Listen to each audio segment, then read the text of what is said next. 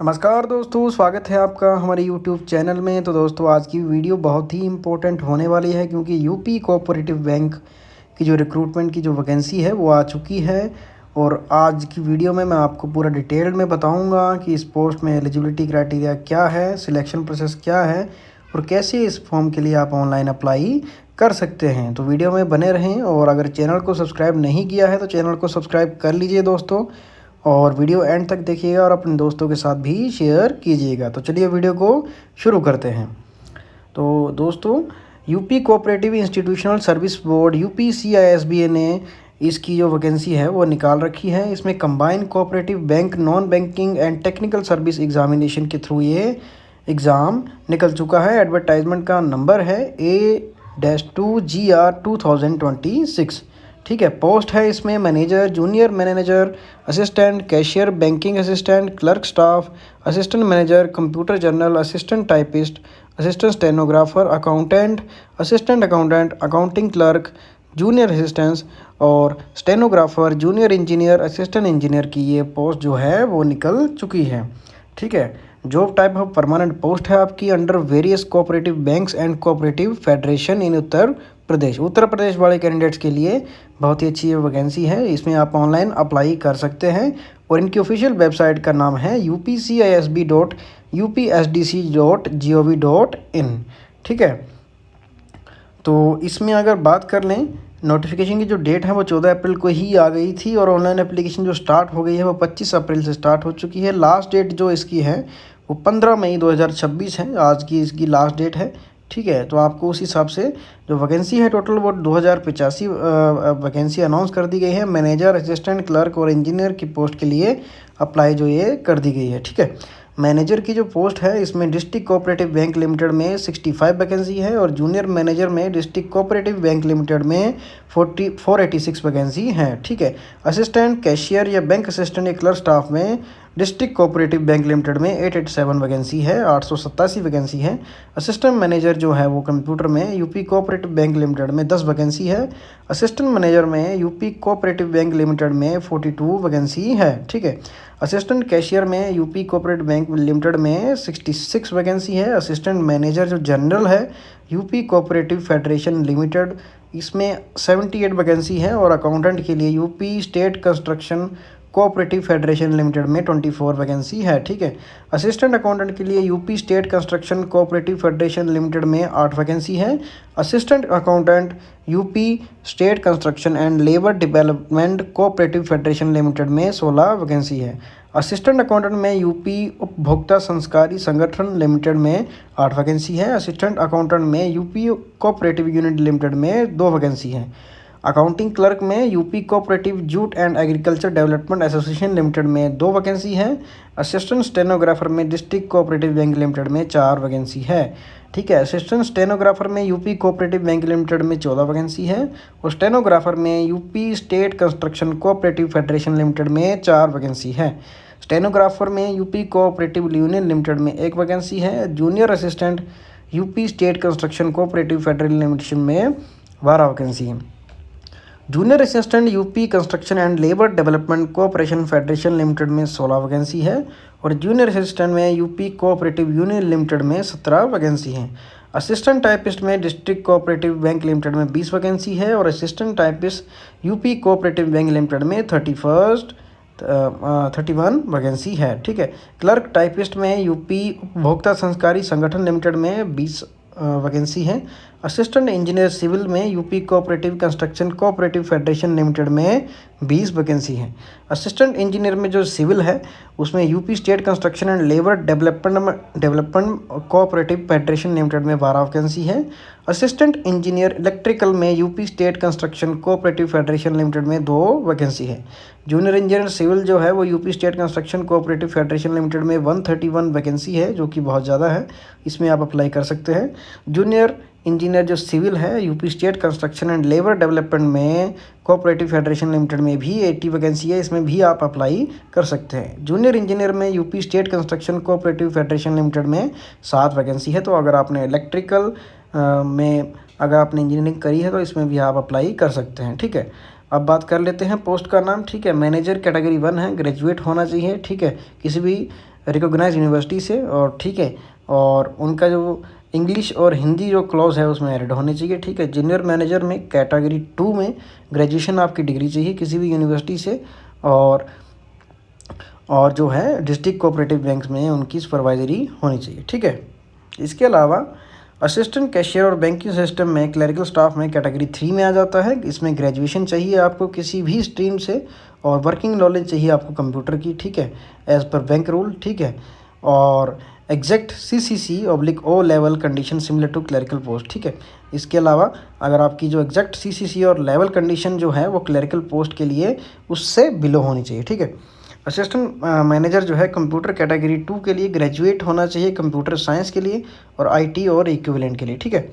और किसी भी कंप्यूटर की रिकॉग्नाइज कंप्यूटर क्वालिफिकेशन आपकी होनी चाहिए, जैसे DCA DCMA ये आपने कर रखी होनी चाहिए। इसके साथ आपका कंप्यूटर का बैकग्राउंड भी ज़रूरी है।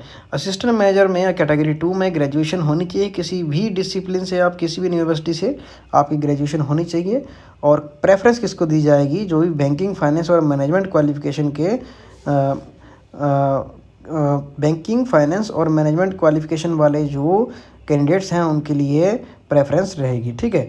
असिस्टेंट कैशियर कैटेगरी 3 में आता है, ग्रेजुएट होना चाहिए किसी भी यूनिवर्सिटी से और बेसिक कंप्यूटर नॉलेज उनको होनी चाहिए, और CCC और equivalent as per clerical cadre norms. आपके जो क्लरिकल कैडर नॉर्म्स है उसके हिसाब से आपका CCC के इक्विवेलेंट आप लोग होने चाहिए, ठीक है। असिस्टेंट मैनेजर में जनरल कैटेगरी 3 है, बैचलर ऑफ डिग्री, ठीक है, BA आपके पास होनी चाहिए किसी भी यूनिवर्सिटी से, और 3 साल का जो आपका एक्सपीरियंस होना चाहिए सुपरिटेंडेंट और इक्विवेलेंट। इसके साथ साथ आप कोऑपरेटिव सोसाइटी में अगर आपने काम किया है तो आप इसके लिए अप्लाई कर सकते हैं। MBA भी आप इसमें MBA अगर की है तो भी आप इस पोस्ट के लिए अप्लाई कर सकते हैं। अकाउंटेंट के लिए BA कर रही होनी चाहिए आपने कॉमर्स से, और पोस्ट ग्रेजुएट डिप्लोमा किया होना चाहिए आपने अकाउंटेंसी और यूनिवर्सिटी से, किसी भी यूनिवर्सिटी से आपने अकाउंटेंसी का, ठीक है, डिप्लोमा किया होना चाहिए। और O level diploma in computer level operation, O level diploma होना चाहिए आपका कंप्यूटर, ठीक है, कंप्यूटर ऑपरेशन में, और जो भी गवर्नमेंट्स के रूल के हिसाब से। असिस्टेंट अकाउंटेंट कैटेगरी 3 के लिए BCom आपने कर रखी होनी चाहिए, और 50% मार्क्स आपके होने चाहिए किसी भी यूनिवर्सिटी से,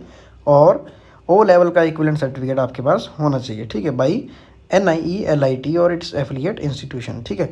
इंस्टीट्यूशन अकाउंटेंट कैटेगरी 3 में BCom आपने कर रखी होनी चाहिए आपने 50% मार्क के साथ, और O लेवल का डिप्लोमा आपके पास होना चाहिए, या फिर आपने BCA की हो NIE LIT या फिर इससे किसी भी एफिलिएट एजेंसी से, ठीक है। असिस्टेंट अकाउंटेंट में कैटेगरी 3 में BCom आपने डिग्री करी होनी चाहिए, और पोस्ट ग्रेजुएट डिप्लोमा होना चाहिए आपका अकाउंटेंसी में, ठीक है, किसी भी यूनिवर्सिटी से, ठीक है। O लेवल डिप्लोमा भी इसके लिए नेसेसरी है, कंप्यूटर जो डिप्लोमा है, ठीक है। असिस्टेंट अकाउंटेंट कैटेगरी 3 के लिए BCom डिग्री और पोस्ट ग्रेजुएट डिप्लोमा आपके पास होना चाहिए किसी भी यूनिवर्सिटी से। अकाउंटेंट क्लर्क कैटेगरी 3 के लिए BCom with minimum 50% marks, BCom की होनी चाहिए, 50% आपके मार्क्स होने चाहिए किसी भी यूनिवर्सिटी से आपके, और जो कंप्यूटर की जो जनरल नॉलेज आपको होनी चाहिए, ठीक है। असिस्टेंट एंड स्टेनोग्राफर कैटेगरी 3 में आते हैं, ग्रेजुएट होने चाहिए आप with Hindi and English stenography में आपने हिंदी और इंग्लिश स्टेनोग्राफी की होनी चाहिए। आपकी जो स्पीड है 80/30 एंड 80/40 पर वर्ड पर मिनट होनी चाहिए, ठीक है। और प्लस आपके पास CCC higher level computer certificate होना चाहिए किसी भी NIE LIT और एफिलिएट इंस्टीट्यूट, जो भी एफिलिएटेड इंस्टीट्यूशन है उससे की होनी चाहिए। इंस्टीट्यूशन में स्टेनोग्राफर की कैटेगरी 3 है, ग्रेजुएट होने चाहिए आप यूनिवर्सिटी विद 80/30 80/40 वर्ड पर मिनट स्पीड आपकी इंग्लिश और हिंदी में होनी चाहिए स्टेनोग्राफी में, और टाइपिंग रिस्पेक्टिवली उस हिसाब से आपकी होनी चाहिए, ठीक है। प्रेफरेंस किसको दी जाएगी? ठीक है, बिलिंगल और मैंडेटरी मिनिमम CCC सर्टिफिकेट आपके पास कंप्यूटर का होना चाहिए दोस्तों, ठीक है। इसके अलावा स्टेनोग्राफी जो है वो कैटेगरी 3 में आती है। इसमें आप ग्रेजुएट होने चाहिए किसी भी यूनिवर्सिटी से, और आपकी स्पीड 80 पर वर्ड पर मिनट होनी चाहिए, बोथ हिंदी एंड इंग्लिश में, ठीक है। कंप्यूटर टाइपिंग स्पीड 30 वर्ड पर मिनट और हिंदी, और 40 वर्ड पर मिनट इंग्लिश, ठीक है। ये स्टेट गवर्नमेंट का स्टैंडर्ड है, इसके हिसाब से आपकी जो स्पीड है वो होनी चाहिए, और आपके पास कंप्यूटर का CCC सर्टिफिकेट आपके पास होना चाहिए। स्टेनोग्राफी कैटेगरी 3 में है, graduate from recognised university CCC, और O लेवल आपके पास कंप्यूटर का डिप्लोमा होना, कंप्यूटर का सर्टिफिकेट होना चाहिए। और हिंदी स्टेनोग्राफी और कंप्यूटर टाइपिंग में 80/30 वर्ड पर मिनट की स्पीड आपकी इंग्लिश में, और 80/40 आपकी जो है स्पीड होनी चाहिए, ठीक है। जूनियर असिस्टेंट में ग्रेजुएट फ्रॉम एनी यूनिवर्सिटी, ठीक है, आप ग्रेजुएट होने चाहिए किसी भी यूनिवर्सिटी से, और आपकी टाइपिंग स्पीड जो है वो 30 वर्ड्स पर मिनट होनी चाहिए, और इंग्लिश में 40 वर्ड्स पर मिनट होनी चाहिए, और आपके पास CCC सर्टिफिकेट या फिर O लेवल का इक्विवेलेंट कंप्यूटर सर्टिफिकेट होना चाहिए किसी भी एफिलिएट यूनिवर्सिटी से, ठीक है। जूनियर असिस्टेंट कैटेगरी 3 के लिए बैचलर डिग्री आपके पास होनी चाहिए, और O लेवल का सर्टिफिकेट होना चाहिए, और टाइपिंग स्पीड आपकी 30 वर्ड पर मिनट हिंदी और 40 वर्ड पर मिनट इंग्लिश की होनी चाहिए। जूनियर असिस्टेंट के लिए कैटेगरी 3 में आ जाते हैं, और बैचलर डिग्री होनी चाहिए इनके पास किसी भी यूनिवर्सिटी से, और O लेवल का हायर कंप्यूटर डिप्लोमा होना चाहिए, और 30 वर्ड पर मिनट स्पीड इन हिंदी और 40 वर्ड पर मिनट स्पीड आपकी इंग्लिश में होनी चाहिए। टाइपिंग असिस्टेंट कैटेगरी 3 में आता है, और ग्रेजुएट आप होने चाहिए किसी भी यूनिवर्सिटी से, और टाइपिंग स्पीड आपकी 30 वर्ड पर मिनट इन हिंदी और 40 वर्ड पर मिनट इन इंग्लिश में होनी चाहिए, और आपके पास CCC सर्टिफिकेट होना चाहिए कंप्यूटर का, या फिर आप किसी भी यूनिवर्सिटी से एफिलिएट होने चाहिए, ठीक है। असिस्टेंट टाइपिस्ट कैटेगरी 3 में आ जाता है, आप किसी भी यूनिवर्सिटी से ग्रेजुएट होने चाहिए, और 30 वर्ड पर मिनट आपकी हिंदी में स्पीड होनी चाहिए कंप्यूटर में, और 40 वर्ड पर मिनट इन इंग्लिश में आपकी स्पीड होनी चाहिए, और CCC सर्टिफिकेट मैंडेटरी है, ठीक है। क्लर्क और टाइपिस्ट में कैटेगरी 3 में आ जाते हैं, आप BA किए होनी चाहिए आपने किसी भी यूनिवर्सिटी से, और कंप्यूटर टाइपिंग स्पीड आपकी 30 वर्ड पर मिनट, और हिंदी में 40 वर्ड पर मिनट आपकी स्पीड होना चाहिए। सिमिलर CCC सर्टिफिकेट आपके पास होना चाहिए, और किसी भी NIELIT और इक्विवेलेंट इंस्टीट्यूशन से आप एफिलिएट होने चाहिए, ठीक है। असिस्टेंट इंजीनियर की सिविल कैटेगरी है, ये कैटेगरी 2 में आता है। बैचलर डिग्री आपके पास होनी चाहिए इंजीनियरिंग में, और किसी भी यूनिवर्सिटी से आप कर सकते हैं।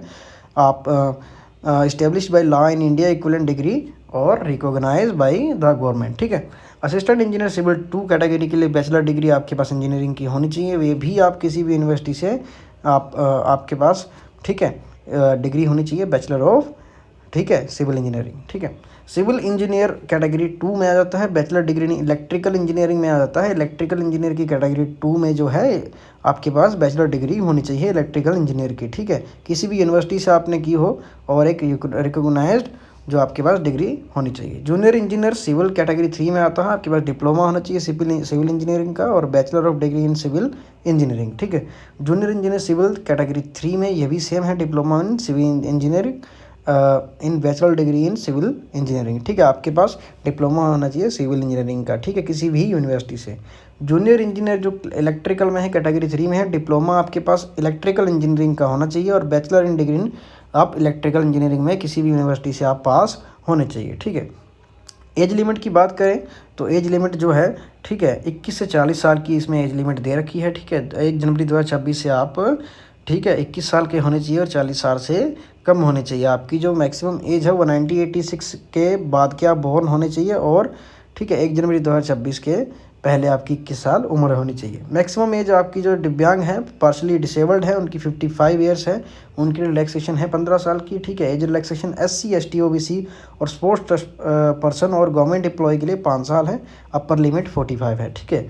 एज रिलैक्सेशन दिव्यांग यूपी के कैंडिडेट्स के लिए 15 साल है, और एज रिलैक्सेशन एक्स सर्विसमैन के लिए पीरियड सर्विस प्लस 3 ईयर्स, ठीक है। आपकी 50 ईयर सर्विस प्लस 3 61 टोटल आपकी एज जो हो जाएगी, ठीक है। एप्लीकेशन की जो फीस है वो आपको online through credit card, debit card, internet banking, UPI या IMPS से आपको, या मोबाइल वॉलेट से आपको 25 अप्रैल से 15 मई 2026 तक आपको पेमेंट कर देनी है, ठीक है। इसके बाद आपके बैंक के जो चार्जेस है वो भी आपको ही पे करने पड़ेंगे, और जो कि नॉन रिफंडेबल हैं, ठीक है। इसमें देख लेते हैं कौन सी कैटेगरी है।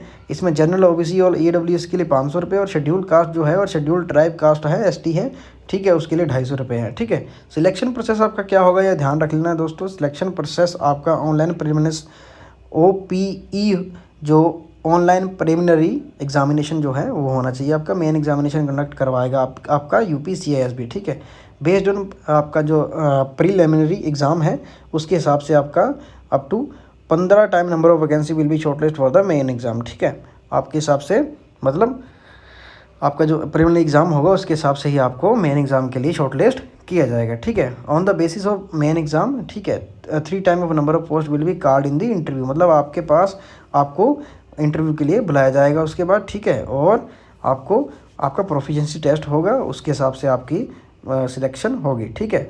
बोथ प्रीलिमिनरी और main examination will be objective type online test आपका, ठीक है। ऑब्जेक्टिव टाइप आपका एग्ज़ाम होगा, ठीक है, और जिसमें मल्टीपल चॉइस क्वेश्चन होंगे, उसमें से आपकी नेगेटिव मार्किंग होगी 0.25%, ठीक है। 1/4 मार्क्स ईच रॉन्ग आंसर, ठीक है। जैसे आपने 4 क्वेश्चन गलत कर दिए तो आपका 1 नंबर कटेगा। 0.25% इसकी नेगेटिव मार्किंग है, उस हिसाब से आपको एग्ज़ाम देना है, ठीक है। अब आपको अप्लाई कैसे करना है ये ध्यान से देख लेना है। Candidate must apply online through the, इनकी ऑफिशियल जो वेबसाइट है वो है www.upcisb.upscdc.gov.in। इस पर आपको अप्लाई करना है, ठीक है। आपको पहले क्या करना है, रजिस्ट्रेशन करना है।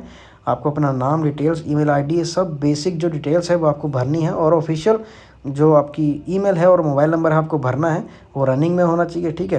क्योंकि आपको जो भी नोटिफिकेशन आएगा वो इसी पे ही आएगा। आपको ऑनलाइन फॉर्म भरना है और उसको ध्यान से अपने डॉक्यूमेंट जो अपलोड करने हैं, स्कैन करने हैं, फोटोग्राफ, सिग्नेचर, आपके ऑफिशियल जो डॉक्यूमेंट्स हैं, क्वालिफिकेशन सर्टिफिकेट्स हैं, वो सारे आपको यहाँ पे अपलोड करने हैं पोस्ट के हिसाब से, ठीक है। अब पोस्ट के हिसाब से अपलोड करने के बाद आपको वहाँ पे ऑनलाइन उसकी पेमेंट कर देनी है आपकी कास्ट के हिसाब से। अगर आप जनरल हैं तो 500 रुपये, और अगर आप शेड्यूल ट्राइब हैं और शेड्यूल कास्ट से संबंधित हैं तो आपको 250 रुपये इसकी फ़ीस पेमेंट करनी है। उसके बाद आपको सबमिट कर देना है, उसका एक स्क्रीनशॉट आपको रख लेना है फ्यूचर रेफरेंस के लिए, ताकि जो भी आपको नोटिफिकेशन आए वो यहाँ से आप अपने रजिस्ट्रेशन नंबर से चेक कर सकें, ठीक है। इसके अलावा सैलरी की बात करें, ठीक है, तो सैलरी जो है, ठीक है, सैलरी इसमें अभी सैलरी का जो इसमें अभी जिक्र नहीं किया गया है, पर इसमें सैलरी दोस्तों 25 से 30 हज़ार के बीच में आपको मिल जाएगी बेसिक सैलरी। इसके अलावा जो कोऑपरेटिव बैंक के रूल्स एंड रेगुलेशन के हिसाब से आपको इसके बेसिक अलाउंसेस भी मिलते रहेंगे। तो वीडियो अगर आपको अच्छा लगा हो तो अपने दोस्तों के साथ शेयर कर दीजिएगा, और अगर आप लोगों ने भी बैचलर ऑफ साइंस किया है, बैचलर ऑफ आर्ट्स किया है, या फिर आपने कोई भी इंजीनियरिंग किया है, सिविल इंजीनियरिंग, या फिर आपने इलेक्ट्रिकल इंजीनियर किया है, तो आप इस पोस्ट के लिए एलिजिबल हैं, आप इस पोस्ट के लिए अप्लाई कर सकते हैं। तो जल्दी से जल्दी इस फॉर्म को भरिए दोस्तों, क्योंकि कोऑपरेटिव बैंक में जो जॉब की जो वैकेंसी है वो निकल चुकी है। और अपने दोस्तों के साथ वीडियो को ज़्यादा से ज़्यादा शेयर कीजिए और चैनल को सब्सक्राइब कीजिए, और ऐसी ही इन्फॉर्मेटिव वीडियो के लिए चैनल को सब्सक्राइब कीजिए। तब तक के लिए जय हिंद, जय भारत।